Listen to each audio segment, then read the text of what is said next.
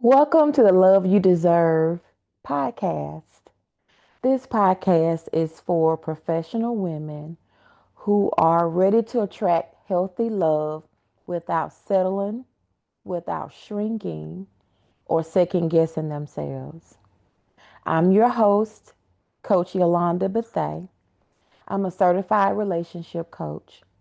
I'm a coach for smart, driven, professional women who know they want love and are ready to do dating differently. So if you're between the ages of 30 and above, then this podcast is for you. If you're under 30, will this information I'm giving work for you? Absolutely. I'm just targeting a certain group of women with my information because sometimes when you're past 30, especially when you get into your 40s, 50s, and 60s and you're dating, you have a separate and different set of challenges.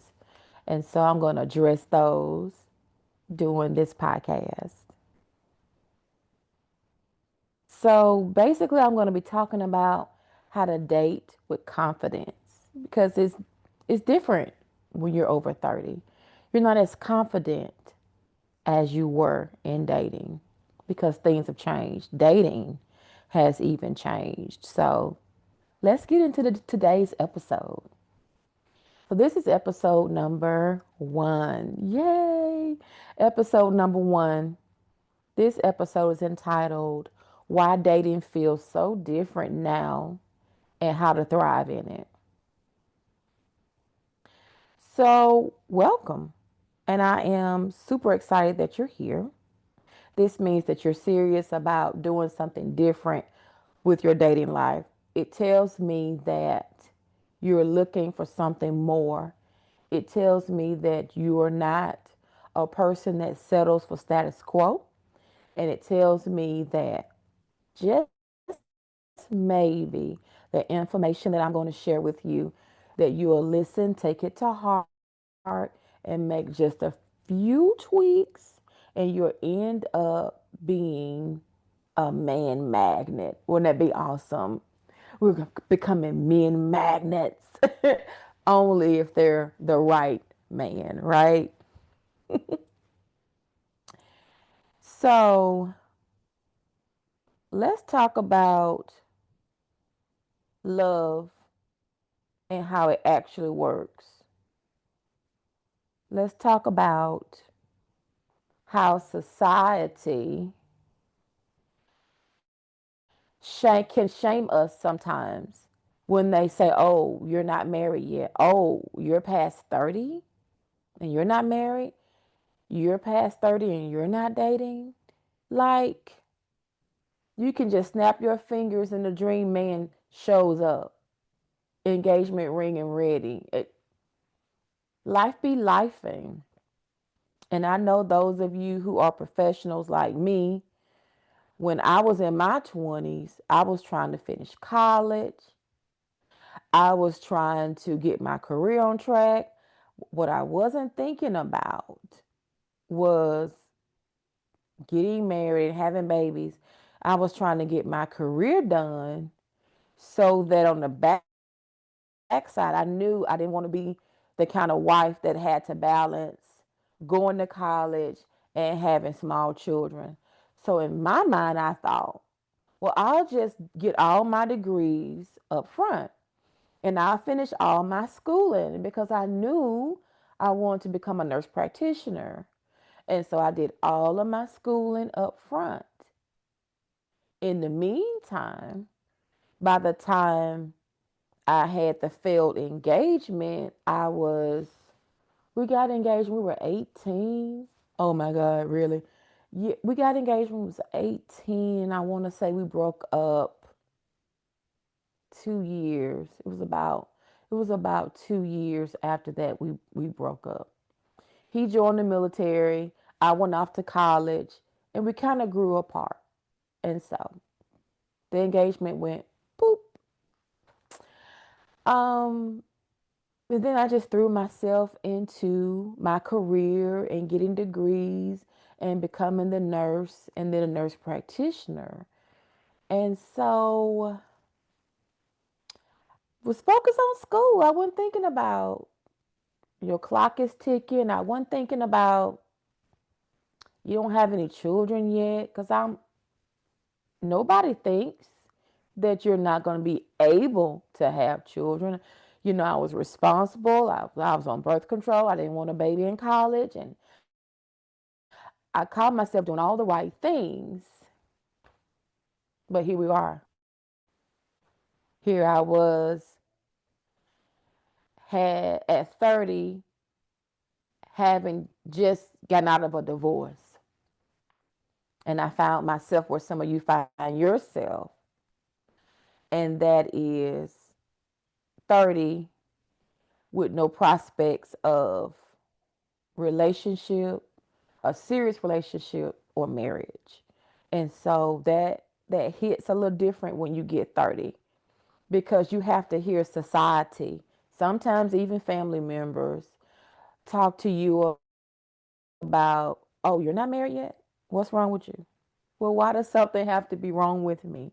Why is it just that I haven't found the right guy yet?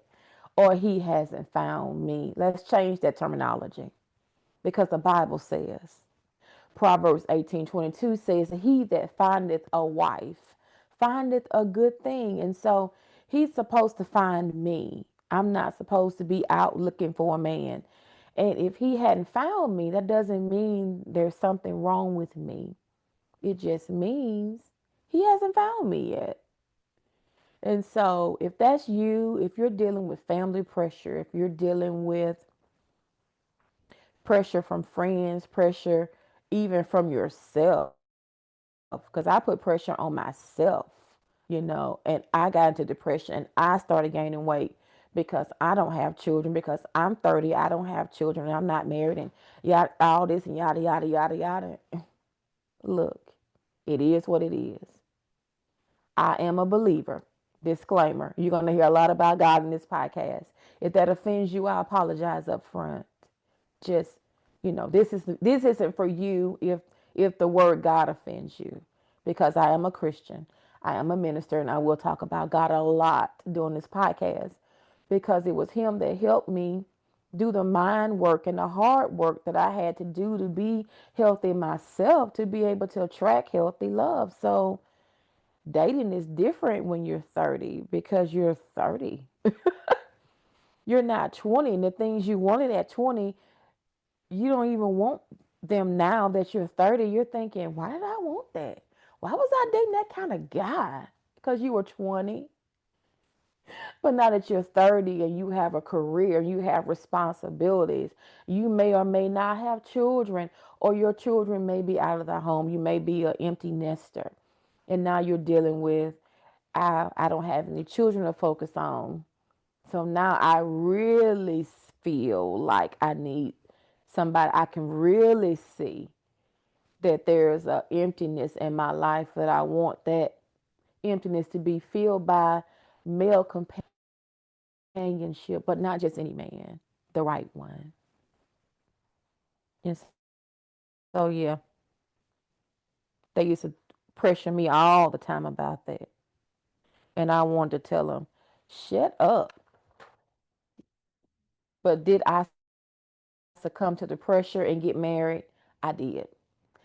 I succumbed to the pressure I put on myself. Now, the pressure I put on myself was my biological clock is ticking at age 28, and I'm the queen of transparency. So, I am an open book. So, at the age of 28, I was wrongly diagnosed with lupus. And so the doctor told me, you're 28, you don't have any children. If you want to have children, you need to go to the sperm bank and get some sperm so you can have children. Because in about 2 years, your lupus is going to progress to the point where you're going to be wheelchair bound and you won't be able to work. You're going to be not only chair bound, but house bound. And you got about 2 years before that happens to you. So if you want to have children or get married or finish a degree, I recommend you go ahead and do that now. Can I fast forward and tell you that she was wrong? I didn't then, nor do I now have lupus. It was a misdiagnosis. She freaked me out. And I said to myself, self, I'm going to marry the next man that asks me. Okay, yeah. Guess who also heard that conversation? The devil. And what did the devil send my way? The counterfeit. I'm going to talk more about the counterfeit. The counterfeit man always comes before the original. He is a distractor. He is the guy that maybe talks a good game or maybe looks the part, but deep down doesn't have what it takes to bring you happiness. He may be the guy that says the right things. He may be emotionally your equal, but he can't even take care of himself. So he wouldn't be marriage material. You have to at least be able to provide for yourself before I say I do. Can you at least take care of you? Because if a man won't work to feed his own self, do you think he's going to go to work to feed you? He won't. He won't. That, darlings, is a topic for a whole nother day. Society pressured me. I pressured myself. I married a guy who was counterfeit. Plenty of red flags. We'll talk about all this later. Plenty of red flags. But I wanted a baby more than I wanted my own happiness. And when you put anything over God, it is not going to end well. Could I say I wanted a baby more than I wanted God? If I'm honest, I would say yes. Because God was telling me, don't marry him. Now I can look back and say that was God talking to me. At the time I was so wrapped up in I'm gonna get married and I'm gonna have a baby and I'm gonna do it in that order. And if I'm in a wheelchair, I would have done the things I want to do in my life. You know what I'm saying? I a lot. Proverbs 3, 5, and 6 says to trust in the Lord with all your heart and lean not to your own understanding. Leaning to your own understanding is when you think things through in your own mind and you look at them from your own perspective and you don't consider God's perspective or his thoughts on the matter. That's a form of pride and that will lead you to heartache. And it led me to heartache because God was talking to me. We went to one premarital counseling session. My God, we barely made it through that one. Let me tell you. He tried to fight the preacher in the premarital counseling session. Can we say major red flag? Okay? Major red flag. When you're talking about marrying somebody who can't control their anger and trying to fight the preacher, who, by the way, let me add, was his employer because he was minister of music, baby. And you can look, I know you're looking at me like, but Minister, yo, that don't make no sense. I'm telling you, when you make up your mind that you want what you want, nothing's going to stop you from wanting what you want, even if it can cause you pain on the backside. I'm telling you, and those of you who are dealing with infertility, you can probably understand how I feel. But I would have done anything when I was 28 to have a baby. Anything. I probably would have gone to the sperm bank had I not got married. I probably would have. And for those who wondering, Minister, yo, did you get a baby? I did not. Thank you, Jesus. I did not get a baby by him. No, no baby by him. No baby by him. So I think part of the reason why I didn't get a baby by him was because God didn't want him to be the father of my children. And I think part of it was I put having a baby as an idol, and it took the place of God in my life. And I think that's another reason why God didn't allow it, because I wanted it for the wrong reason. I hope I'm making sense. For those of you who don't know me, I'm super transparent. So I don't have any problem telling you my business because I wanted to help you be different. So don't fall for peer pressure. Don't do like I did. Stand your ground. Don't live for other people. Don't people please. Go on a date because you want to. Get married because you want to. Have a baby because you want to. Not because of pressure from anyone or anything. And if you choose not to get married or not to have children or not to date, you're still cool just the way you are. Today, though, dating is different. Dating has changed and you've changed. You're not 20 anymore. But some things that have really changed is that you've grown in your career. You built a career. You're emotionally mature now. And you've learned a lot of lessons along the way about love and relationships. So you may be stuck now at this age, battling between your independence, but your desire for intimacy. You may be balancing between your desire to want someone in your life, but your fear of what that actually means. Am I going to get hurt again? But this dating thing is so different. I remember when I was 20, we didn't have dating apps. Dating app? Put my picture on an app.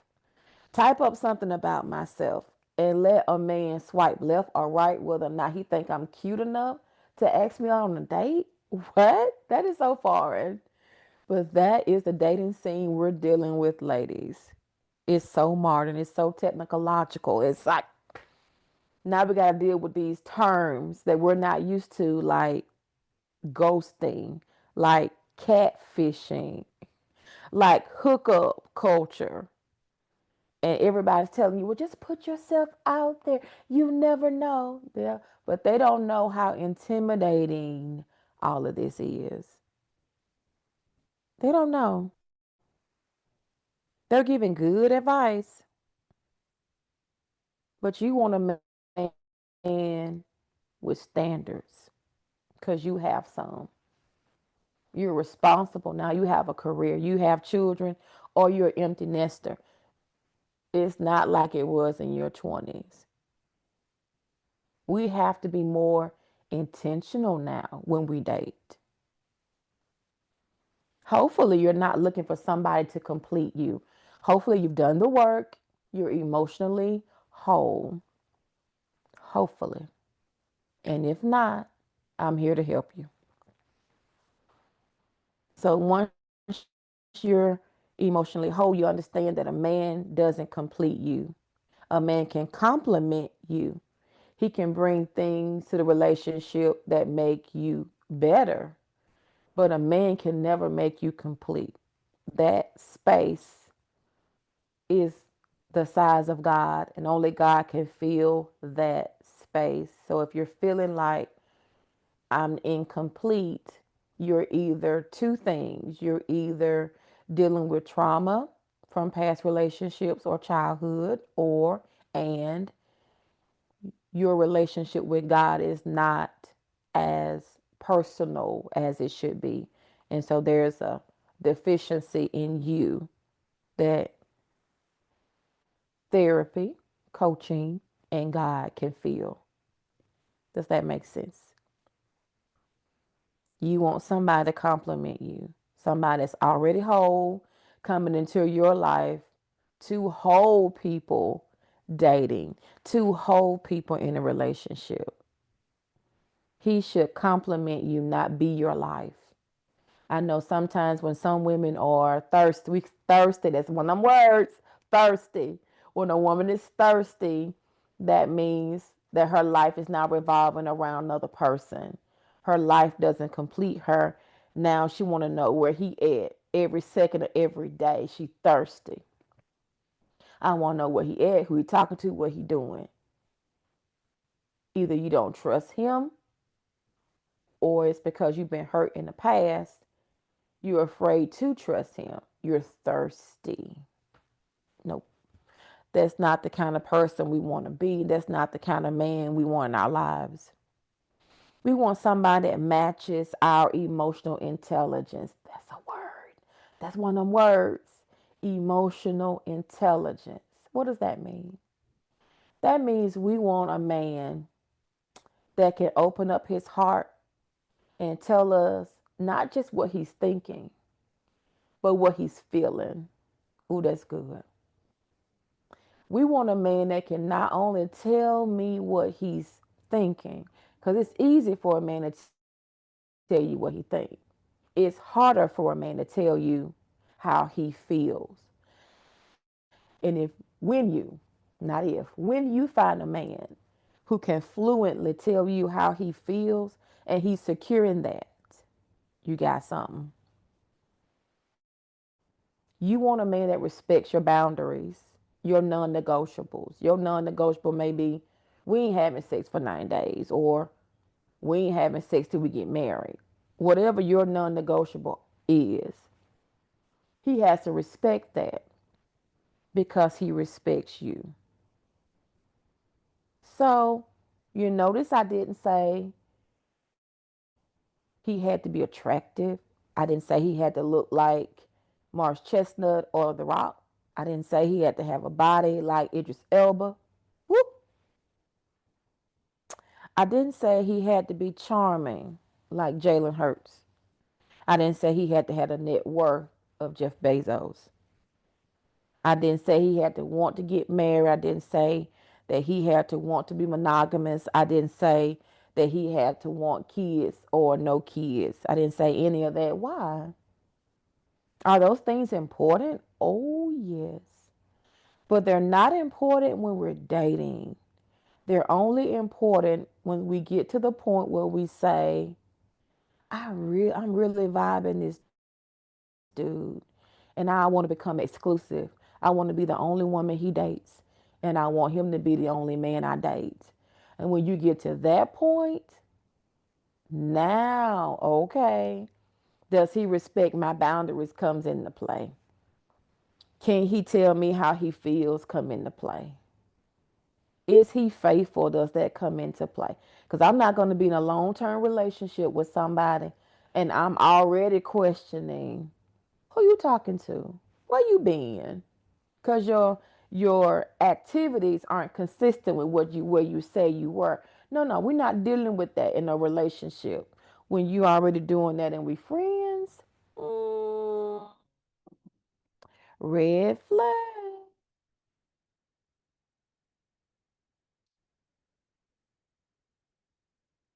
In this podcast, we're going to talk about how to become confident in dating.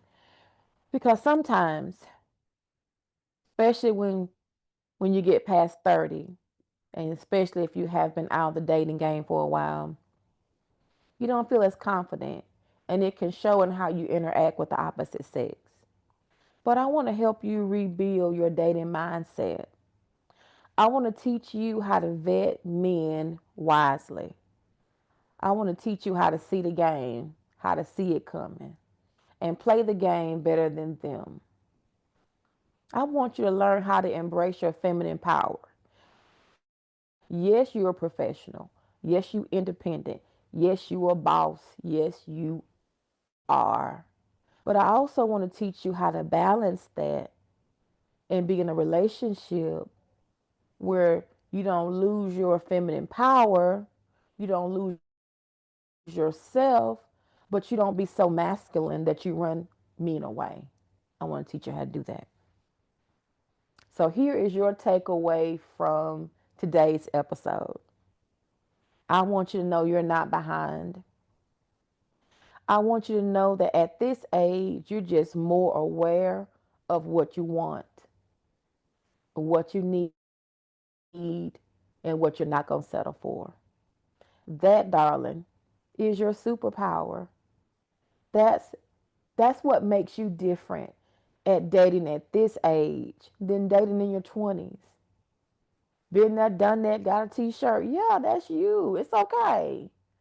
You have experience. You live life. Guess what? That's your superpower. Don't look at it like your baggage. Don't look at it like you're a bag lady. No, no. It's your superpower. We're going to build on those experiences. We're going to build on that hurt. And we're going to make wiser decisions than we did in our 20s. And we're going to find the love that we deserve. It's our superpower. We're super women. Girl magic lives here. That's all I got. Thanks for joining me for the very first episode of the Love You Deserve podcast. If you enjoyed it, hit subscribe and share it with at least one woman, because we all know at least one that is looking to start dating, that is looking to get back out there in this dating relationship pool. Share it with her and let me know. Hit me on IG. Let me know. Email me. Let me know how you enjoyed it. Do me a favor. Screenshot this if you're on Instagram. Share it and tag me at Yolanda Coach underscore Yolanda B. Again, on IG, screenshot this, share it on IG, and tag me at Coach underscore Yolanda B. If you want to email me, if you have a question or a comment you don't want to put on IG, maybe you're not on IG, or maybe you have an email, you can email me at contact@yolandabethea.com. If you want to schedule a session or you want to look at products that I have, you can go to my website at yolandabethea.com. And again, I'll put all of this in the show notes below. Remember, the love you deserve is never too much to ask for. That's it for episode 1, and I will see you on the other side.